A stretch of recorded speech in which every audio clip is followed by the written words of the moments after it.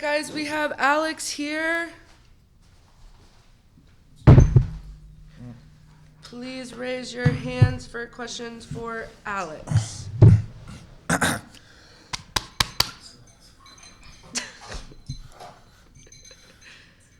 2 hands. Okay, Pierce, please. What's up, Alex? How's it going? Good, how are you? I'm doing great, man. So, first question. So, obviously, you got the main event in your hometown. I will say you are the biggest betting underdog on the card, but do you really enjoy that you could potentially play spoiler here in the main event? Yeah, absolutely. The chance to come in as the underdog, the not betting favorite, whatever you want to call it. I have always been kind of close with the term. I've been close with the term dark horse. I'm planning on coming in, making a mess of things, and if all things turn out to my favor, making a big splash in my PFL debut. And one more question. So you've really made a career out of pacing dudes in the grappling realm. Do you really think your cardio is going to be a key weapon here in this matchup against Impa? Well, as you mentioned, historically, that's kind of what I relied on. And I say all the time in these interviews, I'm not trying to. Sorry, dance break. If I I don't know where that's coming. Who's got music on? Nobody. Everyone's muted. I have music on, it's rad. I'm big. All right, just go to the speaker. All right. Sorry about that, guys. Someone else is connected. Okay, good. Where were we at? Just let him ask you again. All right. Repeat. Hey, a little dance break got the connection. I was just asking, do you think your cardio is going to be a big weapon in this fight? As evidenced by my dance break, I'm ready. And as seen in my previous matches, anyone who's watched me before, I rely heavily on the wrestling, the cardio, the push, the grind, and I've said that I don't like changing for opponents. So you're gonna get this. I don't want to say you're gonna get the same fight out of me, but you're gonna get what I do, just better, more refined, sharper.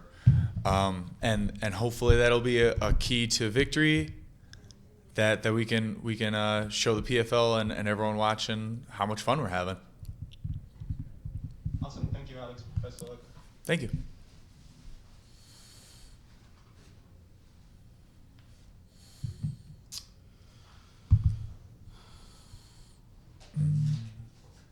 Who's next here? Lorenzo. Hey Alex, good to talk to you. I really like the term dark horse for you there. You're fighting Impa in your first fight here in the PFL. Impa, man, past 6 months plus, he's kind of become the face of the PFL really after the year that he had last year and his previous 2 fights. Dark horse sounds, I feel like there's kind of like a sinister tone to that, right? Whether that's good or bad, do you feel like you'll embrace that role come this Friday night? We're all fighters. We're professionals. We're here to do a job. If I can but if we scrap that and look at it from the outside, yeah, we're dudes fighting in a cage, and I do aim to bring some violence, to bring some negativity towards Impa. But I'm here to fight my fight. Whether that's against Impa, whether that's against anybody else in the light heavyweight division, we're here to give them that violence, give them that show them a little bit of that dark horse muscle. And how prepared are you for this season schedule? Maybe having 3, 4, 5 fights in the year. How do you feel about that coming up? It was brought up a lot in some of the other interviews that I've had. And one of the comparisons I really like is comparing it to a collegiate wrestling season, which I'm well prepared for. In collegiate wrestling, you wrestle once a week, and if I'm being quite honest with you, the previous schedule that I've had of waiting around, seeing what happens, it's not enough. I'm a fighter. I want to fight. I want to compete. Bring it on. I'm not one of those guys who's gonna, take a vacation for a month after a fight. I'm back in the gym come Monday, come Tuesday, barring any big injury, and we're just getting ready for the next one. It seems that you like it, rather like not having to call your next opponent out, not having to wait to see if someone accepts a fight or not. Just you have your schedule and you fight who you're supposed to fight. Absolutely. All right, I appreciate it, man. Thank you. Can't wait for this weekend. All right. Josh. How's it going, Alex? I just got one question for you. So you've headlined LFA 182 back in 2020 when you fought Jamal Pose. How do you feel making your PFL debut as well being the main event headliner? It's something. Getting boosted up to the main event. I'm not completely oblivious to the fact that it's mostly due to Impa and his status as last year's champ. And I think that's cool. It's just a chance for me to make a big splash, as I've said before. Be in the main event on a card, the first of the 2024 season, as well as in the city that I'm currently residing, getting to hang out, a little home court advantage. It's a lot of lucky breaks that just seem to break my way. So pretty excited to show you guys a fun time. Thank you. Good luck on Friday. Thank you. Anik.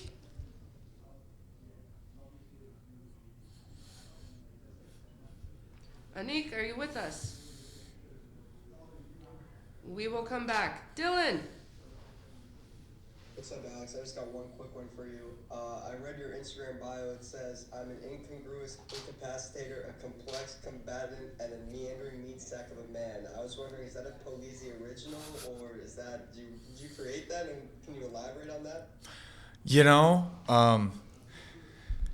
Everybody likes good alliteration. And I've said it a lot, and people ask me, what do you want to do with this sport, and where are you headed with it? Guys, I'm here to have fun. The good Lord or genetics or whatever you want to say, built me in a way that I just happen to be good at hurting people, and it's happened for a long time. And if they're gonna pay me for it, I'm gonna keep doing it. I'm having fun out here. And so sometimes when people are like, they ask me these serious questions and hard hitting, I gotta just kind of throw my hands up and say, I'm just here to have fun. I'm a meandering meat sack of a man. Thank you, man. Good luck this Friday. Appreciate it. Anik. Alex, sorry if you were already asked this. I just hopped on.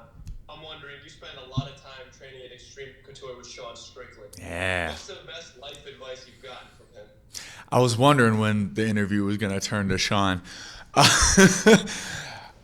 Look, anyone who's been following the sport knows Sean. Sean's going to Sean. I'm going to say that maybe it's more, maybe he more meant it as a fighting motto, but I'm going to go ahead and say that some of his best that you could spread to life advice is don't be a pussy. Go do the thing. Yeah, I respect that. I respect that. And I'm wondering, to follow up on that, what's the next type of wrestling onesie you both are going to be wearing in practice? Any new designs coming up? New designs coming up.